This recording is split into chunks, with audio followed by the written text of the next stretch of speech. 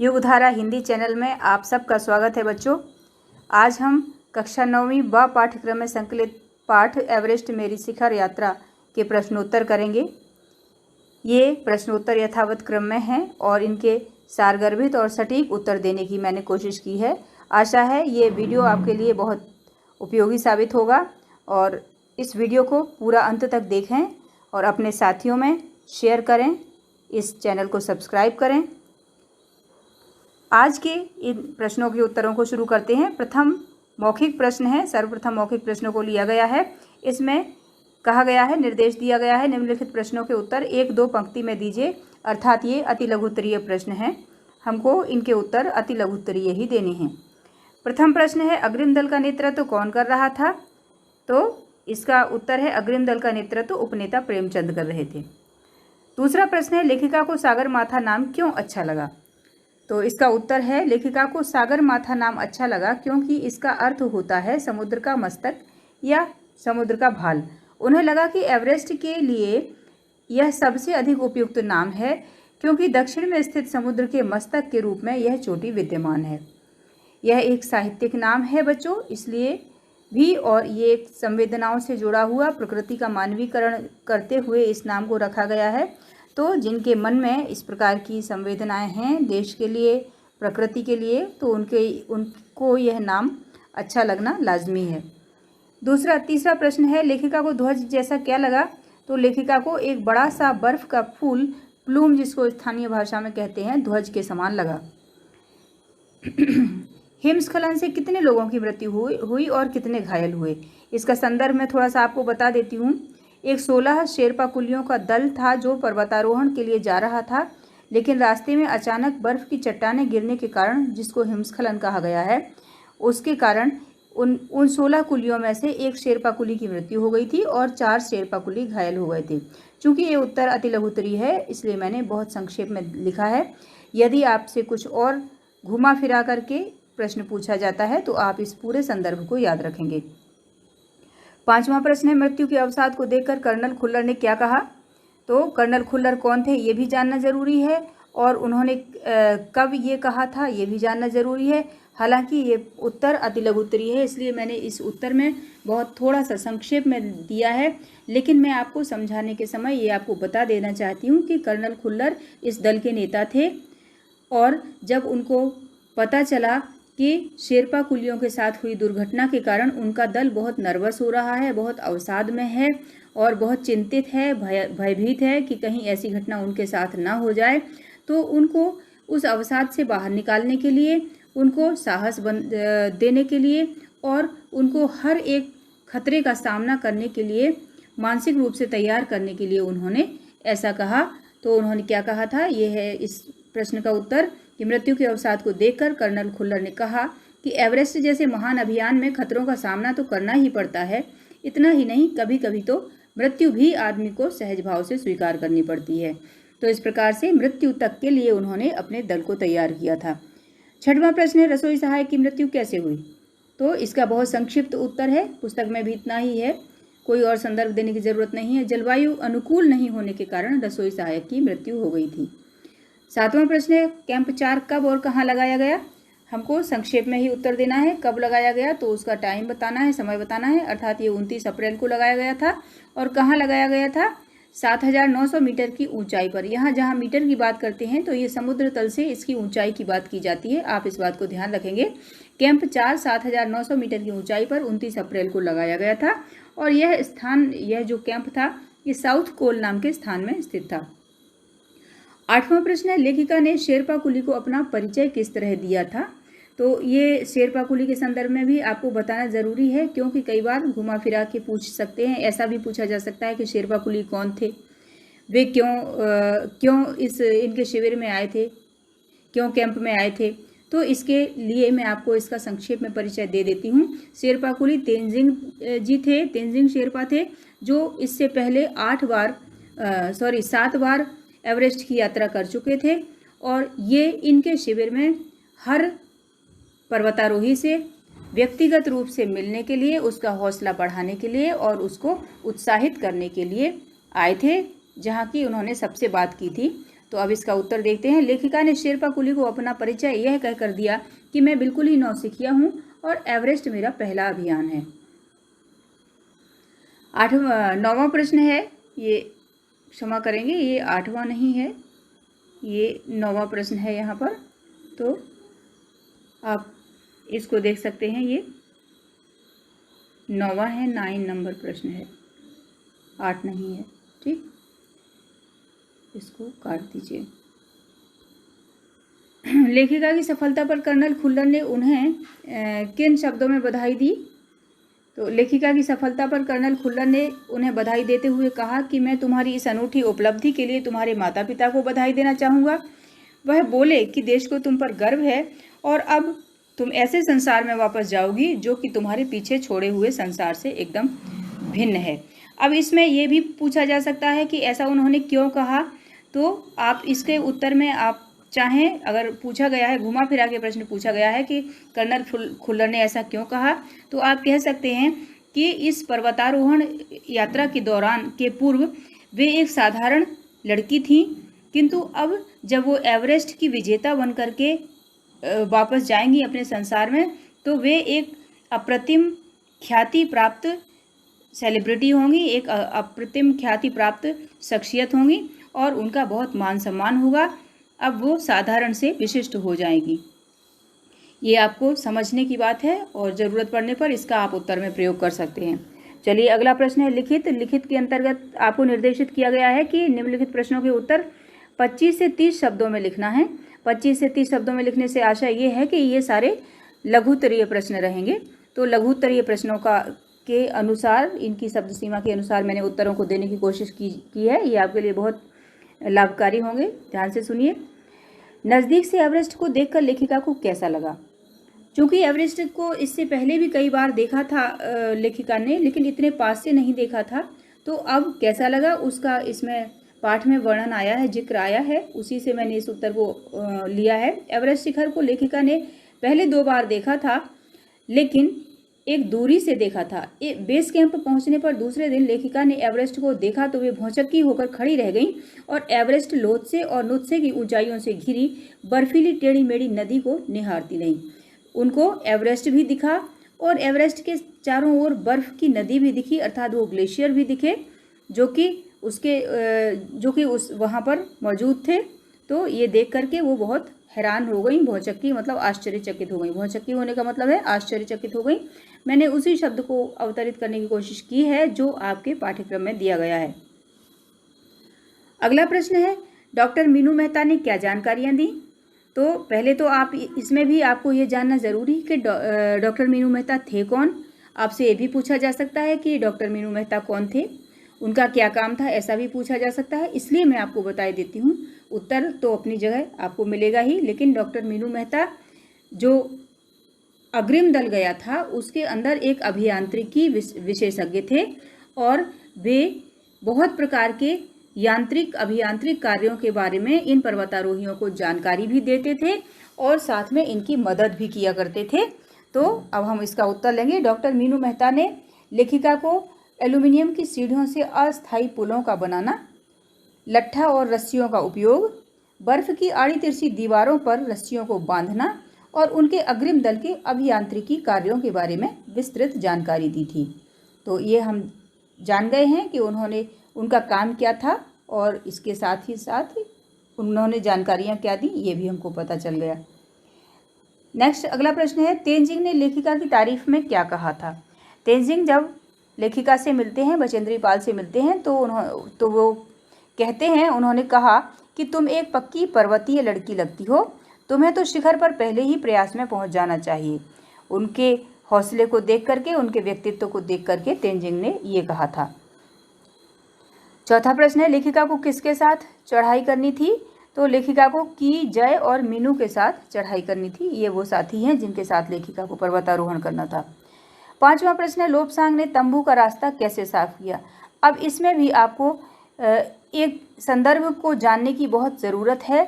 आप इस बात को जानें कि तंबू का रास्ता साफ करने की क्यों ज़रूरत पड़ी थी, ऐसा क्या हुआ था। और ऐसा भी पूछा जा सकता है कि लोब्सांग के द्वारा तंबू का रास्ता साफ करने का के पीछे कौन सी दुर्घटना थी, किस दुर्घटना के कारण उनको ऐसा रास्ता साफ करना पड़ा था। तो इसके बारे में आप जान लीजिए कि जब लेखिका वहाँ थी, कैंप में थी, और कैंप में अचानक से उनके साथ वो दुर्घटना हुई थी कि एक बर्फ़ का भारी पिंड आकर के उनके कैंप को तहस नहस कर गया था, उनके सिर से टकराया था और उनके शरीर पर चढ़ कर के और उनको दबा दिया था। उस बड़े से बर्फ़ के पिंड ने चारों तरफ बर्फ़ से वो दब गई थी, घिर गई थी, बर्फ़ की कब्र जैसी बन गई थी उनके चारों तरफ। तो लोब्सांग जो बगल वाले पास वाले तंबू में था, वो अपने तंबू से बाहर आकर के और फिर लेखिका को बचाता है, और वो बचाने के लिए उसको रास्ता बनाना था अपने तंबू से लेखिका के तंबू तक जाने का। तो उस तंबू का रास्ता कैसे साफ किया, वो वाली बात इसमें पूछी गई है। लोब्सांग ने तंबू का रास्ता कैसे साफ किया? तो लोब्सांग ने अपनी स्विस छुरी की मदद से, स्विस छुरी एक हथियार है उनके पास, छुरी है एक तरह की, जिसकी मदद से लेखिका के तंबू का रास्ता साफ किया। उससे रास्ता साफ करके बर्फ को काटते हुए वे लेखिका के कैंप तक आए हुए थे। छठवां प्रश्न है, साउथ पोल कैंप पहुंचकर लेखिका ने अपने अगले दिन की महत्वपूर्ण चढ़ाई की तैयारी कैसे शुरू की? अर्थात क्या क्या तैयारियां की, कैसे शुरू की मतलब क्या क्या तैयारियां की, ये हमको बताना है। तो साउथ पोल कैंप पहुंचकर लेखिका ने अगले दिन की महत्वपूर्ण चढ़ाई की तैयारी शुरू कर दी। उसने खाना, कुकिंग गैस तथा ऑक्सीजन सिलेंडर इकट्ठे किए। वह अपने सदस्यों की मदद करने और अगले दिन के लिए एक थर्मस को जूस से और दूसरे को गर्म चाय से भरने के लिए नीचे गईं। तो ये सारी तैयारियां उन्होंने की थी। अब इसका ही लिखित का खा है, निर्देश दिया गया है, निम्नलिखित प्रश्नों के उत्तर 50 से 60 शब्दों में दीजिए। तो ये विस्तार से उत्तर हैं इनके, ठीक है, तो वर्णनात्मक उत्तर रहेंगे। थोड़ा सा विस्तार से हमको इन उत्तरों को देने की ज़रूरत है, इनको इन शब्द सीमाओं का थोड़ा सा पालन करना रहता है, उसी से हमारे अंक अच्छे मिलते हैं हमको। तो पहला प्रश्न है, उपनेता प्रेमचंद ने किन स्थितियों से अवगत कराया था? तो इसका उत्तर, उपनेता प्रेमचंद जो अग्रिम दल का नेतृत्व कर रहे थे, उन्होंने लेखिका को पहली बड़ी बाधा खुम्भु हिमपात की स्थिति से अवगत कराया था। उन्होंने कहा कि उनके दल ने कैंप 1 अर्थात जो कि 6000 मीटर की ऊंचाई पर स्थित कैंप था, कैंप 1 जो हिमपात के ठीक ऊपर है, वहां तक का रास्ता साफ कर दिया है। उन्होंने यह भी बताया कि पुल बनाकर, रस्सियां बांधकर तथा झंडियों से रास्ते चिन्हित कर सभी बड़ी कठिनाइयों का जायजा ले लिया गया है। उन्होंने इस पर भी ध्यान दिलाया कि ग्लेशियर बर्फ की नदी है और बर्फ का गिरना अभी जारी है। हिमपात में अनियमित और अनिश्चित बदलाव के कारण अभी तक के किए गए सभी कार्य व्यर्थ हो सकते हैं और हमें रास्ता खोलने का काम दोबारा करना पड़ सकता है। इस उत्तर को थोड़ा सा मैं आपको समझा देती हूँ। यूँ उत्तर अपने आप में संपूर्ण है, लेकिन ये कैसे कैसे इन स्थितियों की बात आती है। बात ये होती है कि जो अग्रिम दल जाता है, वो अग्रिम दल पर्वतारोहियों से पूर्व उस स्थान पर जहाँ पर वो पहुँचने वाले हैं वहाँ के रास्तों को ठीक ठाक कर देता है, वहाँ की कठिनाइयों का पता लगा लेता है, वहाँ किन सुविधाओं की ज़रूरत है, उन किन वस्तुओं की ज़रूरत है, इन सारी चीज़ों का, इन सारी ज़रूरतों का वो पता लगा लेता है और फिर पर्वतारोहण दल को उससे संबंधित संपूर्ण जानकारी भी देता है। तो यही बात है, वो कहते हैं कि उन्होंने खुम्भु हिमपात एक सबसे बड़ी बाधा महसूस की, जिसके बारे में लोगों को बता दिया कि सावधान रहना है, और फिर ये भी बता दिया कि कैंप 1 तक का रास्ता उन्होंने साफ कर दिया है और पुल बना दिए गए हैं, रस्सियां बांध दी गई हैं, झंडियों से रास्तों को आप पता लगा सकते हैं, यानी झंडियां लगा दी हैं रास्ते में ताकि आप उसको अपने रास्ते से भटके नहीं, पहचान सकें कि कहाँ तक जाना है। और सभी बड़ी कठिनाइयों का जायजा ले लिया गया है। ज़्यादातर जो सबसे बड़ी कठिनाई है वो खुम्भु हिमपात है। लेकिन एक जो महत्वपूर्ण बात उन्होंने बताई वो ग्लेशियर के बारे में बताई। उन्होंने कहा, यूँ तो मैंने सारा काम करवा दिया है, लेकिन फिर भी हिमपात अनियमित है और अनिश्चित है, कभी भी हो सकता है, बर्फ़ अभी भी गिर रही है, तो हो सकता है कि मैंने जो काम किए हैं या हम अग्रिम दल के लोगों ने जो व्यवस्थाएं अब तक बनाई हैं, वे सारे कार्य व्यर्थ भी हो सकते हैं और हमें दोबारा रास्ता खोलने की ज़रूरत भी पड़ सकती है। ऐसी सारी बातों से उपनेता प्रेमचंद ने हमें इस दल को अवगत कराया। दूसरा प्रश्न है, हिमपात किस तरह होता है और उससे क्या क्या परिवर्तन आते हैं। तो हिमपात अपने आप में एक तरह से बर्फ के खंडों का अव्यवस्थित ढंग से गिरना होता है। ग्लेशियर के बहने से अक्सर बर्फ में हलचल हो जाती है, जिससे बड़ी बड़ी बर्फ की चट्टानें तत्काल गिर जाया करती हैं और अन्य कारणों से भी अचानक प्रायः खतरनाक स्थिति धारण कर लेती हैं। अर्थात हिमपात है जो होता है वो बहुत बर्फ के बड़े बड़े खंडों का गिरना, बड़े बड़े पिंड बर्फ के गिरते हैं इसमें, और जो कि बहुत खतरनाक होते हैं। सीधे धरातल पर दरार पड़ने का विचार और इस दरार का गहरे चौड़े हिमविदर में बदल जाने का ख्याल बहुत ही डरावना होता है। बताया जाता है हिमपात के बारे में कि इतनी बड़ी बड़ी बर्फ़ की चट्टानें गिरती हैं कि वो इतना फोर्स के साथ, इतनी शक्ति के साथ गिरती हैं कि धरातल में उनसे दरार भी पड़ जाती है और फिर वो दरार जो है बाद में बड़े बड़े गहरे चौड़े गड्ढों में बदल जाती है। और ये इसलिए बहुत खतरनाक हो जाया करते हैं क्योंकि जब इनके ऊपर हल्की हल्की बर्फ़ जम जाती है तो फिर यात्रियों को, पर्वतारोहियों को पता नहीं चलता कि कहाँ पर वो गड्ढा है, और वो फिर जैसे ही उस ऊपर से जमी हुई बर्फ़ की सतह के कारण पहचान नहीं पाते गड्ढे को, और उसमें उनका पाँव भी चला जाता है कभी कभी, और वो गिर जाते हैं और हज़ारों मीटर की गहराई में चले जाते हैं। इस तरह से ये खतरा उनको होता है। तीसरा प्रश्न है, लेखिका के तंबू में गिरे बर्फ पिंड का वर्णन किस तरह किया गया है। तो ये वर्णन है, मैंने यथावत इसको लेने की कोशिश की है आपकी पुस्तक से। देखिए, लेखिका गहरी नींद में सोई हुई थी कि अचानक रात में 12:30 बजे के लगभग उनके सिर के पिछले हिस्से में किसी सख्त चीज़ के टकराने से उनकी नींद अचानक खुल गई और साथ ही एक ज़ोरदार धमाका भी हुआ। तभी उन्हें महसूस हुआ कि एक ठंडी बहुत भारी चीज़ उनके शरीर पर से उन्हें कुचलती हुई चल रही है। उन्हें सांस लेने में भी कठिनाई हो रही थी। एक लंबा बर्फ का पिंड हमारे कैंप के, अर्थात लेखिका के कैंप के ठीक ऊपर लोत्से ग्लेशियर से टूटकर नीचे आ गिरा था और वह विशाल हिमपुंज बन गया था। बहुत बड़ा जो बर्फ की चट्टान थी वो ग्लेशियर का एक भाग था, वो नीचे गिरा और नीचे गिर करके कुछ पिघल गया और कुछ पिघला हुआ हिस्सा और कुछ ठोस हिस्सा उसका लेखिका के ऊपर से आ गिरा था, ऊपर को आ गिरा था।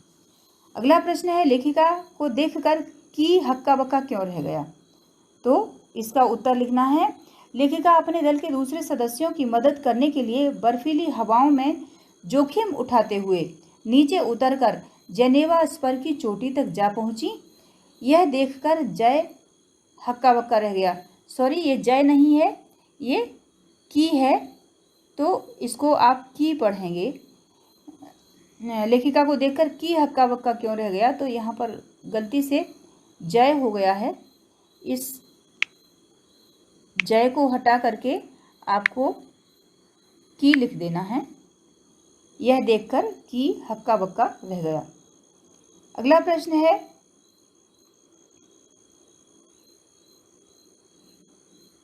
है, एवरेस्ट पर चढ़ने के लिए कुल कितने कैंप बनाए गए, उनका वर्णन कीजिए।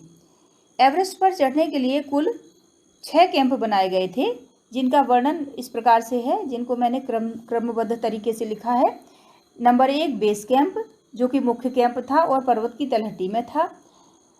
नंबर 2 कैंप 1 या कैंप 1, जो कि 6000 मीटर की ऊंचाई पर हिमपात के ठीक ऊपर बना हुआ था। इस कैंप में सामान जमा था, ज़रूरत का सारा सामान इन लोगों का था। और नंबर 3 कैंप 2, यह चढ़ाई के रास्ते में था कैंप 2। और नंबर 4 कैंप 3, यह लोत्से की बर्फीली सीधी ढलान पर स्थित था। यह रंगीन नायलॉन से निर्मित था। लेखिका के ऊपर ग्लेशियर से टूटकर बर्फ का पिंड इसी कैंप में गिरा था। फिर नंबर 5 कैंप 4, ये कैंप 4 समुद्र तट से 7900 मीटर की ऊंचाई पर साउथ कोल नाम के स्थान पर स्थित था।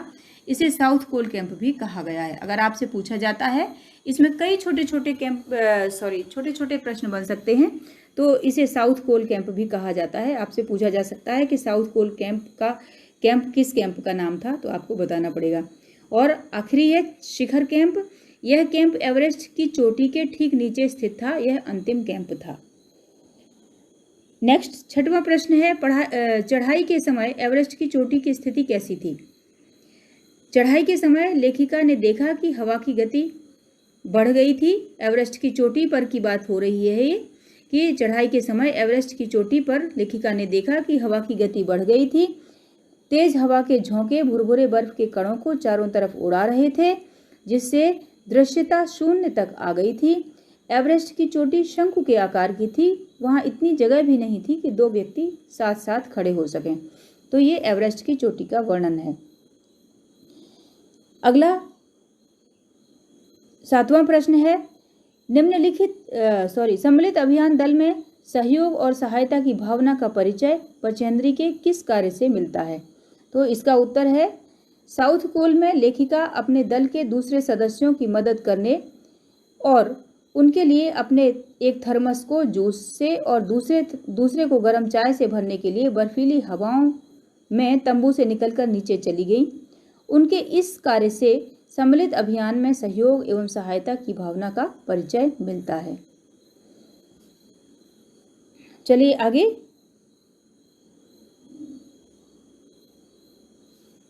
आशय स्पष्ट कीजिए हैं। 3 आशय हैं जिनको हमको 3 प्रश्न आशय स्पष्ट करने के आ रहे हैं। निम्नलिखित के आशय स्पष्ट कीजिए। पहला है, एवरेस्ट जैसे महान अभियान में खतरों को और कभी कभी तो मृत्यु भी आदमी को सहज भाव से स्वीकार करनी चाहिए। इसका आशय ये है, पहले हमको इसका थोड़ा सा संदर्भ देना है। उक्त कथन कर्नल खुल्लर का है। वे इस अभियान दल के नेता थे। उन्होंने शेरपा कुली की मृत्यु के समाचार के कारण अपने दल में छाए अवसाद को देखकर उनके उत्साह वर्धन के लिए यह कहा था। उनका आशय यह था कि एवरेस्ट की चढ़ाई कोई आसान काम नहीं है। यह बहुत जोखिम भरा होता है। यहाँ इतने खतरे होते हैं कि कभी कभी मृत्यु भी हो सकती है। पर्वतारोही को इसके लिए भी तैयार रहना चाहिए।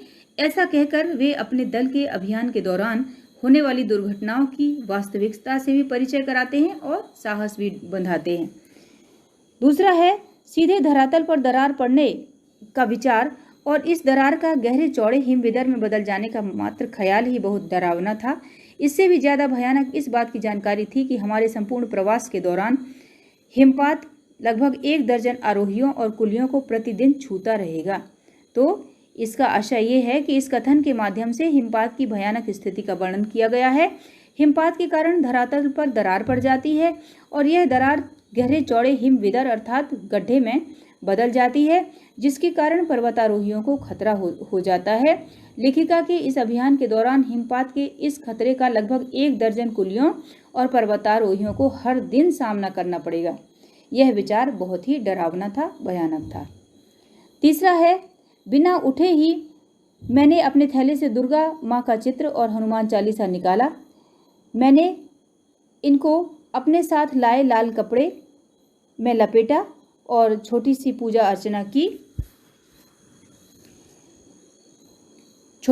अर्चना की और इनको बर्फ में दबा दिया। आनंद के इस क्षण में मुझे अपने माता पिता का इन्हें अपने माता पिता का ध्यान आया।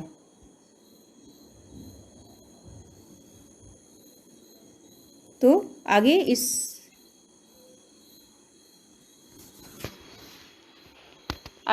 प्रश्न को देखते हैं।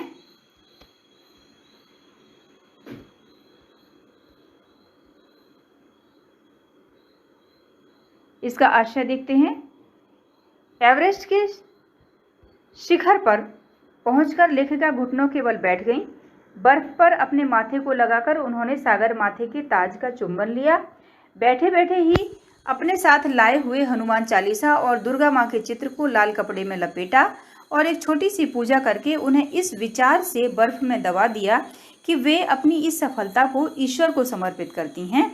अपनी सफलता के क्षणों में उन्हें अपने माता पिता की याद आ गई, क्योंकि उनकी सफलता पर सच्ची प्रसन्नता उन्हें ही होती है। वास्तव में माता पिता से ज़्यादा अपने बच्चों की सफलता पर कोई और प्रसन्न नहीं हो सकता, इसलिए उन्हें अपने माता पिता की याद आई। इसके बाद अगला भाषा अध्ययन है, जो कि इसका अंतिम चरण है इस प्रश्न अभ्यास का, इस एक्सरसाइज का। तो भाषा अध्ययन के अंतर्गत कहा गया है कि इस पाठ में प्रयुक्त निम्नलिखित शब्दों की व्याख्या पाठ का संदर्भ देकर कीजिए। इसमें कुछ शब्द हैं, मैं इनके सीधे उत्तर आपको बताती हूँ इनके संदर्भ देते हुए। निहारा है शब्द का तात्पर्य है देखा है। इस पाठ के संदर्भ में बचेंद्री पाल ने एवरेस्ट की चोटी को नमचे बाजार के नाम के स्थान से बिल्कुल पास से निहारा है, देखा है, ये बात आई हुई है। अगला, धसकना। धसकने का अर्थ है नीचे धस जाना। इस पाठ के संदर्भ में लेखिका कहती है कि खुम्बू हिमपात पर जाने वाले अभियान दल के रास्ते के बाएं तरफ सीधी पहाड़ी के धसकने अर्थात नीचे खिसकने से एक बहुत बड़ी बर्फ की चट्टान नीचे खिसक आई थी। अगला है सागर माथा। सागर माथा का अर्थ है समुद्र का मस्तिष्क या भाल। लेखिका को एवरेस्ट का सागर माथा नाम बहुत अच्छा लगा। यह नाम नेपालियों में प्रसिद्ध है। जायजा लेना का अर्थ है सूचना एकत्र करना या अनुमान लगाना। इस पाठ में लेखिका से पहले जाने वाले अग्रिम दल ने उनके रास्ते की सभी कठिनाइयों का जायजा ले लिया था। नौसिखिया, इसका अर्थ होता है नया नया सीखने वाला जो कि विशेषज्ञ नहीं हो। इस पाठ में लेखिका तेनजिंग जी को अपना परिचय नौसिखिया कहकर देती हैं। अगला दूसरा प्रश्न है, निम्नलिखित पंक्तियों में उचित विराम चिन्हों का प्रयोग कीजिए। तो पहले में आपको इस प्रकार से विराम चिन्ह लगाने हैं कि उन्होंने कहा के बाद कॉमा लगाना है ऊपर और उसके बाद में डबल इन्वर्टेड कॉमा अर्थात उद्धरण चिन्ह लगाने हैं और ये उद्धरण चिन्ह अंत तक यहाँ तक रहेंगे, जो कि यहाँ पर मैंने नहीं दे पाई हूँ, इसको मैं अभी देती हूँ। उद्धरण चिन्ह को यहाँ पर बंद करना है। सॉरी, ये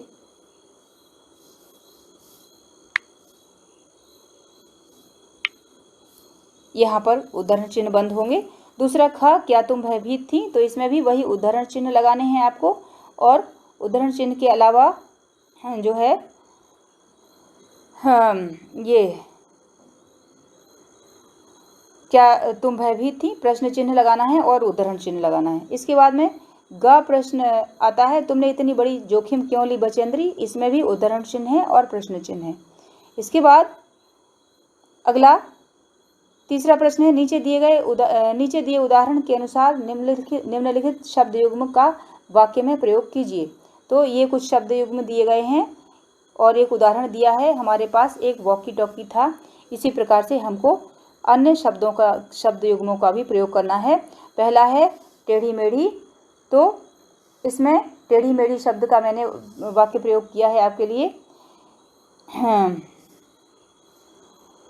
मैं भौचक्की होकर खड़ी रह गई और एवरेस्ट की लोथसे और नुत्से की ऊंचाइयों से घिरी बर्फीली टेढ़ी मेढ़ी नदी को निहारती रही। ये टेढ़ी मेढ़ी शब्द यहाँ आ गया। हक्का बक्का, तो वह मुझे देखकर हक्का बक्का रह गया। गहरे चौड़े, इस दरार का गहरे चौड़े हिमबेदर में बदल जाने का मात्र ख्याल ही बहुत डरावना था। तो इसमें ये गहरे चौड़े का प्रयोग किया गया है। इधर उधर, मैंने अपनी सहायता के लिए इधर उधर देखा, ये इधर उधर का यहाँ प्रयोग है।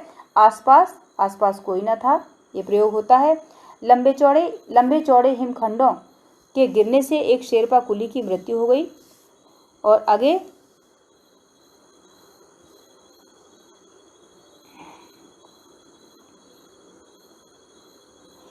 अगला है चौथा प्रश्न, उदाहरण के अनुसार विलोम शब्द बनाइए।